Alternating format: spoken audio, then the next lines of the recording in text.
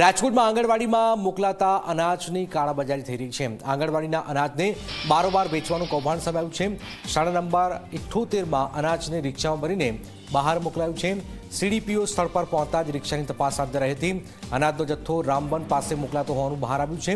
કોના ઇશારે અનાજના જથ્થાની હેરાફેરી થતી હતી તેની તપાસ પણ હાલમાં હાથ ધરવામાં આવી રહ્યું છે।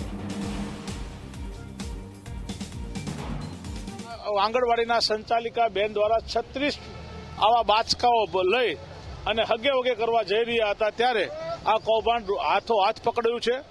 બહુ શરમજનક બાબત એ છે કે વોર્ડ નંબર 6ના ભાજપના પ્રમુખ આ બેન પોતે પ્રમુખ છે અને ભાજપના પ્રમુખ હોવા છતાં જો આવું કૌભાંડ કરતા હોય એ તો બહુ મોટી શરમજનક બાબત છે।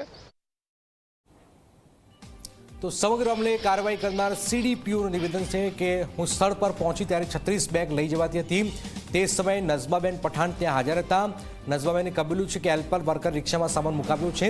નઝમાબેને નેતાને ફોન કરીને કાર્યવાહી રોકવાનો પ્રયાસ પણ કર્યો હતો।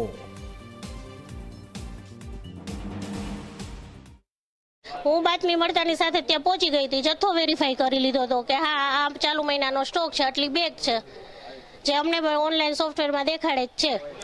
અને આંગણવાડી વર્કરે એવું કીધું કે હું કેન્દ્ર ઉપર હાજર નહોતી આજ રોજ, જેની પુષ્ટિ મને મુખ્ય સેવિકા દ્વારા પણ કરવામાં આવી કે હા મારી રજા લઈને આરોગ્ય કેન્દ્રમાં ગયા હતા અને આંગણવાડી વર્કર દ્વારા જ કબૂલાતનામું આપવામાં આવ્યું છે કે મારા હેલ્પરે આ સ્ટોક ભરાયો છે।